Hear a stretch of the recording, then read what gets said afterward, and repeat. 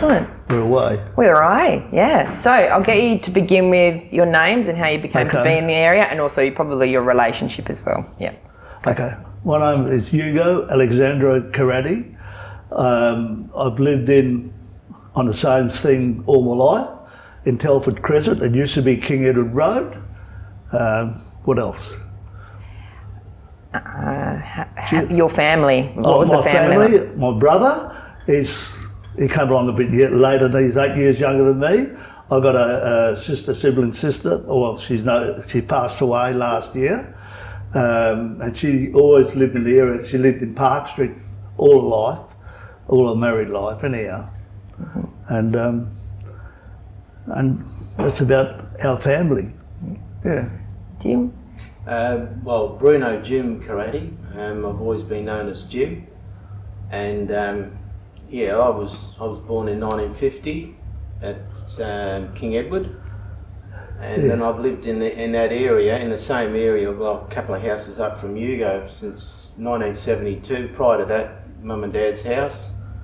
And well, my parents, Dad settled the area in 1937, and Mum and Dad married in 1939, and then Mum arrived in Australia in 1940. So it all happened from there on.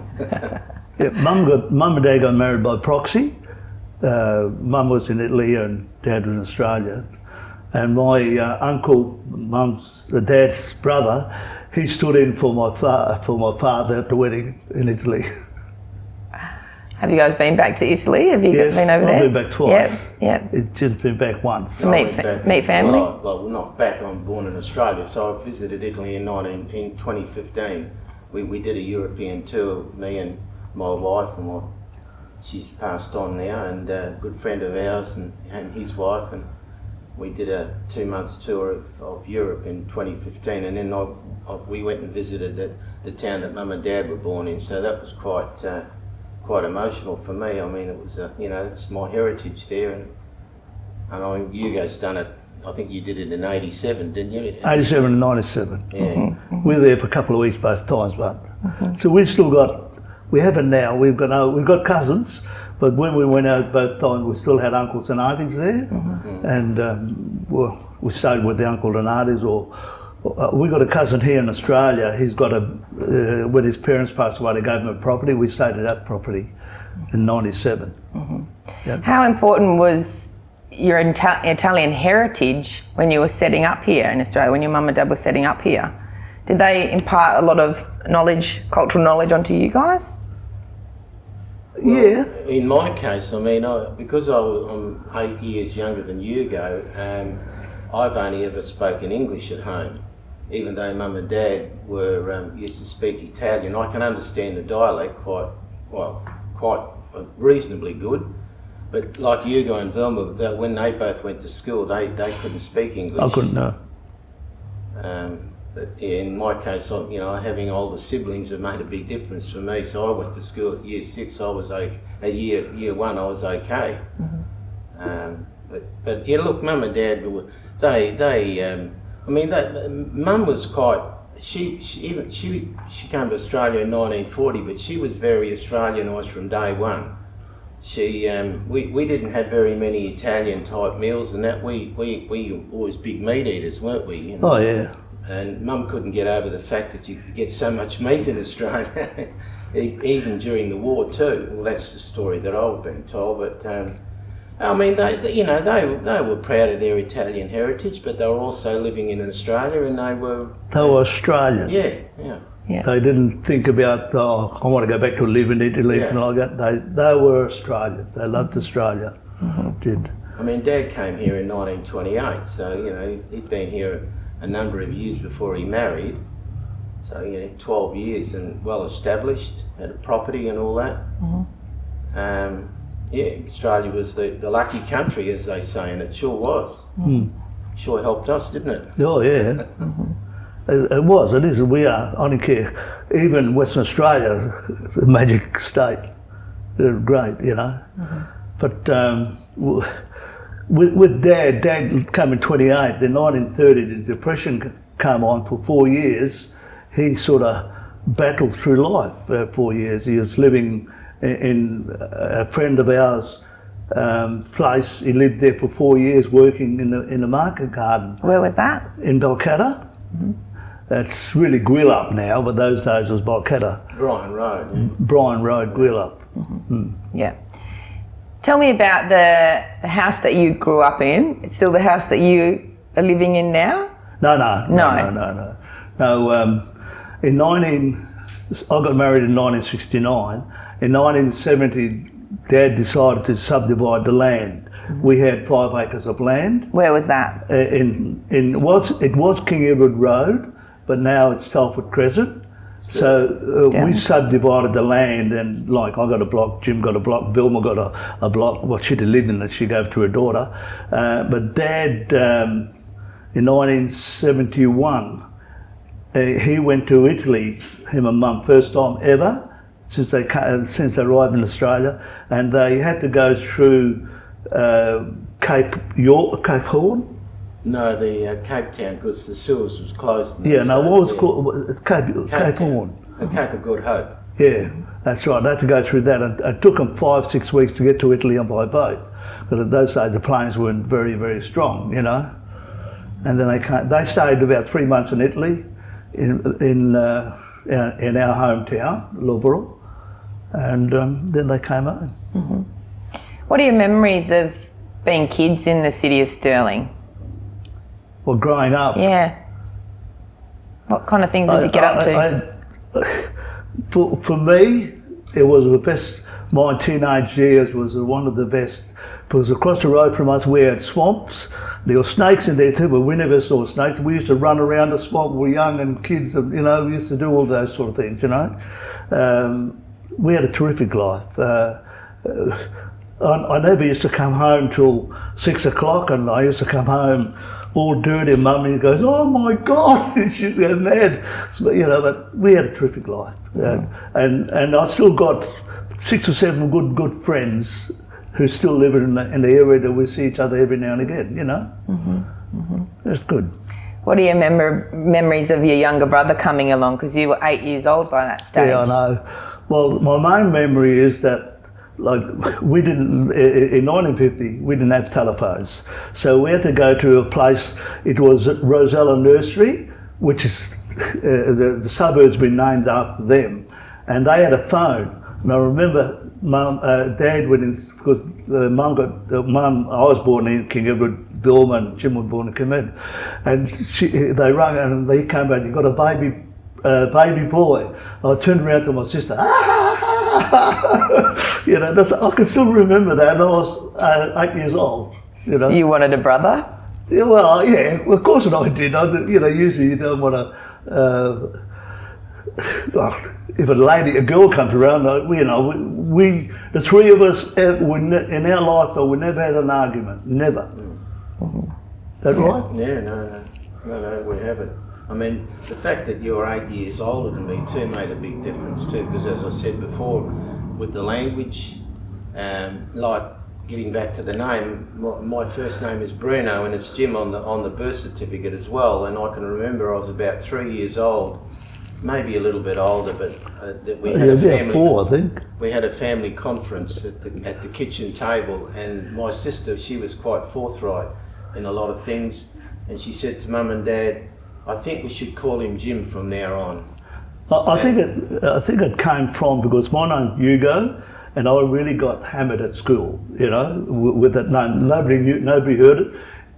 In the Italian, it's Ugo, and I think Vilma came up and he didn't want Jim to go through the same thing what I went through. I think that's the case, but I've never come to, just my thoughts. Well, we all went to Osborne Primary School, or Osborne Park as it used to be in those days, and that was the original multicultural school in Australia, I reckon, because there was that many different all the market gardens. Yeah, and I never really had any issues at Aussie Primary School with other kids. I mean, with racism, particularly in the 1950s and 1960s. It was only 10 or 12 years after the the war, and the Italians were on the other side initially, and then they surrendered, and then they went onto the Allied side, and so that poor old people of Italian heritage got a lot of flack from the Aussies. Oh yeah.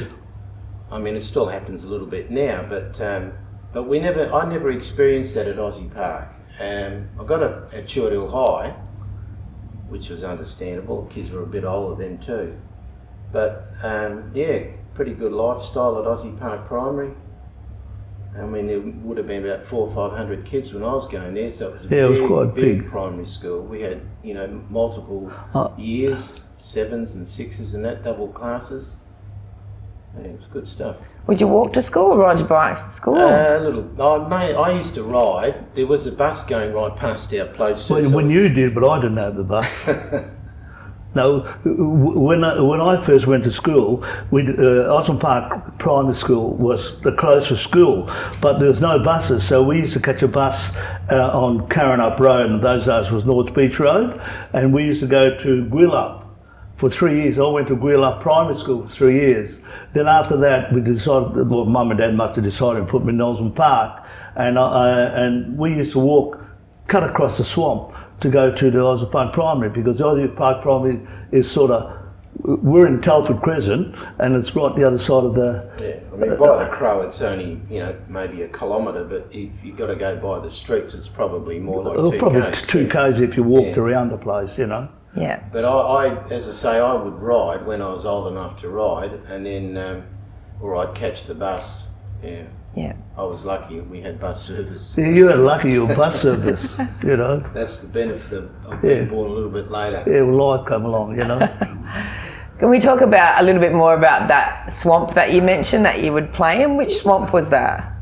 It's right now it's a Princeton subdivision. Yeah. And Dad had 2 properties. One where we lived in the house was on the sand side, but because the day when he bought that, he didn't have the money to put the sprinklers on and put a bore down. He was using the swamp, and I can't remember how old, but I can still remember the situation. I went down to the swamp, and Dad used to use, what was the name of the horse again? Tommy, that's right. We had a draft horse, and he used to, I don't know if you've seen on television, they walk with it behind the horse and turns over the soil. I can't remember if it was summertime or winter time, but he went down there with the horse, and the horse went down to his tummy in the swamp, just went down to the tummy in the swamp. And the good part about it, all the Slavs and the Italians in the area, there must have been about 25, 30 people there. And Dad told me to go home. That's the last time. They got him out. they dug him out. I don't know how long it took them to dig him out, but they got him out, And then he decided he must have borrowed money or something to put the sprinklers on at the back, and he got rid of the swamp. Sold it actually, didn't he? Eh? He sold it, yeah. He sold the swamp, yeah. So a horse like that, a workhorse, must have been pretty valuable or precious in terms of putting in work on the farm. It was like a machine. Like a tractor, yeah. Like a tractor, And so what did your father grow? In our things, our water is rusty, and he couldn't grow anything that showed the rust, like tomatoes, lettuce, silver beet and things like that. He mainly grew stuff that grew underground, like carrots, beetroots, parsnips. He grew cucumbers, and he grew cabbages, because cabbages you can break the leaves off if they are brown. You couldn't bring them to the market with rust stains on them, but he mainly grew carrots, parsnips. I don't know if you ever heard of parsnips. Mm-hmm. It's not very common now, but those days were quite common. And onions and things like that, Yeah. And he did grow lettuce and tomatoes just for the house, homework.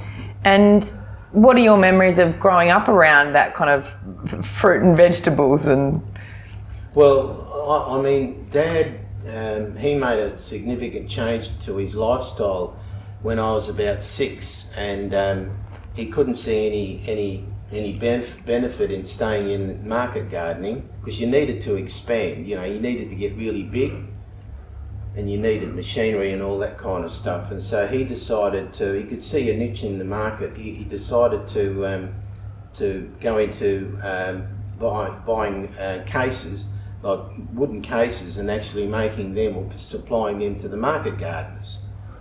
And you know, he was already well into his 50s by then. Oh, yeah, well in his 50s. You know, and I don't remember anything of the garden. Having said that, I do remember the last crop that he planted. I think I was about 5 or 6, and it was I think it was not watermelons, rock melons. I think. Oh, from yeah, memory. yeah. And I do remember the horse just vaguely. One time, Ugo and I were on the horse. He was Right. riding, and I'm hanging off him at the back. But that's about it. I remember. And although Tommy did have a crook eye. He did have a crook eye, yeah. Yeah. But then, as I say, 1956, I think it was. So I would have been 5 going on 6, and Dad decided to get into this new business. And so I don't remember much of the garden. And me and my mates would spend most of our time out in the back block playing cricket or footy or something like that, where 10 years earlier it was full of vegetables. Yeah.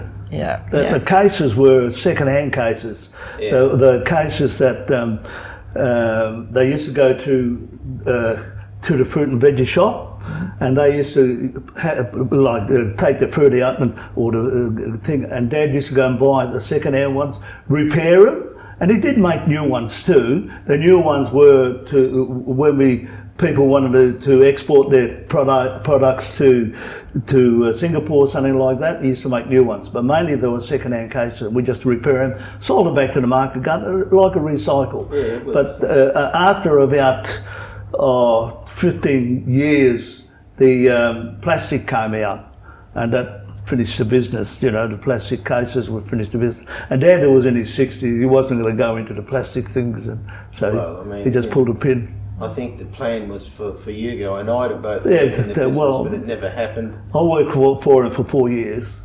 I left school on the 30th of May. That was my birthday. 14-year-old. I left school. What are some of the biggest changes you've seen in the area over the time you've been here? Subdivision. Well, I mean, King Edward Road when I was a kid was a single lane road, and you know, and it was pretty basic. I mean, old big potholes everywhere. So that was a big change when they duplicated that. When I say duplicated, made it wider. 1962, the Commonwealth Games, our King Edward Road was a marathon. Marathon went past our place. There, so that Tell us about what you remember about that. Well, I can remember standing outside at the front, the house, looking at the runners. There was a young bloke from one of the African countries, and he ran the whole 26 miles or 42 kilometres barefoot. Now, if you can imagine, there'd be stones and things like that. No, it was an experience. I can still remember the blue line running down King Edward Road, which indicated, you know, so the runners knew which way to go. And yeah, it was a direct link to Perry Lake Stadium. That's where the main stadium. That's where the 1962. Those days it was called Empire Games. Yeah, the British Commonwealth. Empire Games. Mm-hmm. Was that a big deal? Or did everyone come and line up on the side of the road to see the runners go past? It was. Well, there were TV cameras and all that kind of stuff. Yeah. I mean, when the games first opened, I think the stadium held about 35,000 people, and it was chock-a-block. Chock-a-block, yeah. It was a significant time in Perth. I mean, I know in recent times it's been suggested that we should try for it again, whenever it's due again. Well, I mean, it comes every 4 years, and I know the state government, I think they might have balked at it because it's an expensive exercise. Very expensive. Oh. And getting back to your original question, I mean, like Ugo said, the biggest change is probably the subdivision of the properties and the coming of residential housing, you know, because, I mean, in King Edward Road, where we lived, from King Edward Road to Hector Street, which was about, a K, I suppose? No. Will you? What, our place? No, from the corner. from Caratti Road. Oh, it wouldn't be a cave, but close to it, I guess. And, you know, we knew everybody, and the houses were separated by, you know, not by, you know, I'm talking about 50, 4 acre 60 blocks. metres. Yeah, that's right. So, Or hectares, and whatever. then all of a sudden along comes the subdivision, so old houses are getting bulldozed and streets are going in and services are going in, and then the houses are coming up. You know, like Ugo's house was the first house in the area. Yeah, I was built in '69, you know. Yeah. But again, nobody would have expected the subdivision to go, because everywhere where it was swamp, they used to make parkland, you know, and nobody expected it to be houses down there. Nobody. Like, I can just imagine if my dad was alive now, he'd be pulling his hair out. He wouldn't understand what's going on. Don't you reckon? No, you're right. I mean, the fact that he had 3 acres of land down there too, so, you know, if you work on today's values, $1,000 a square metre, you work that out. I've got one final question. Why have you stayed in the area? What is so great about it?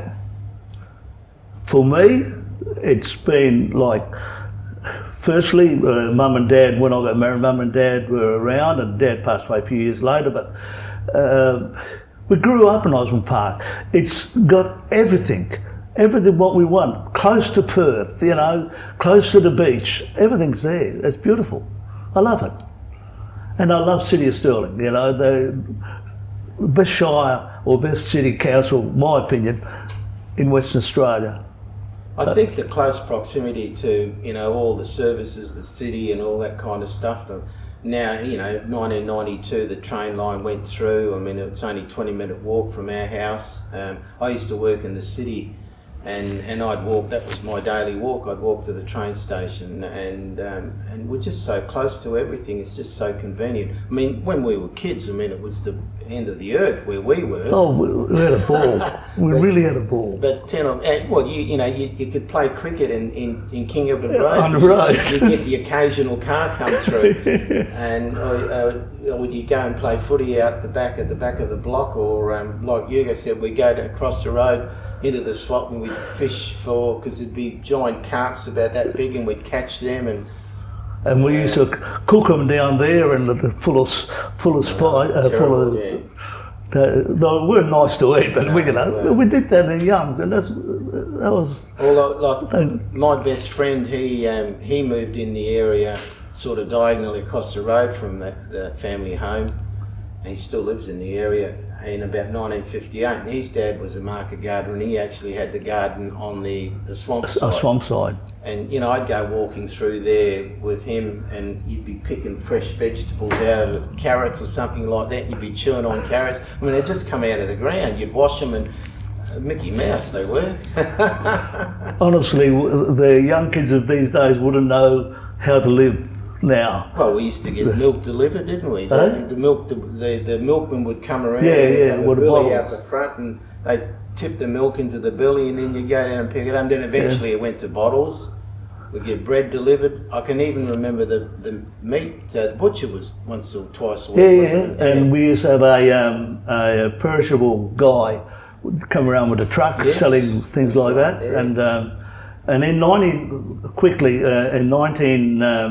about 53, 54, we didn't have fridges, and we used to have a man to come around with an ice block. He used to put them in on top of there was a box, and on top of the ice box used to go in there, and you used to put the stuff to keep everything cold in there, and down the bottom was our normal things like the butter and things like that. The block of ice would last about 3 days. Yeah, the ice just I can't remember if it was every day, and also another thing too. I don't think you can remember that.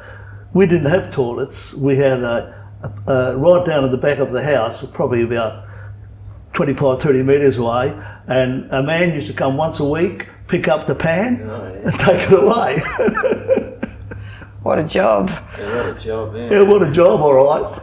Well, that's what they did. Well, that was their life. They did it, and they didn't complain. Like places like Mount Hawthorn, they would have had probably sewage. They had sewage, yeah. But we never. And then 1956, when Mum and Dad renovated the house, the original family home, then they put an inside toilet in. Yeah. That must have felt like a throne It after was. the episode. And we had Yeah, a we have to wind it wood up. chip heater. You know, you have to put wood and paper wood chips. That was a hot water system. Wow. So, 40-degree days, you'd have to light the fire to get hot water. Yeah. Yeah. Oh, we could talk for probably another 20 minutes, but yeah, we have I'm to sorry wrap it up. it took but- so long. No, that's all right. Yeah. Thank Great, you. that was wonderful. Thank you Okay. very much. Thank you Thank you very so much. much.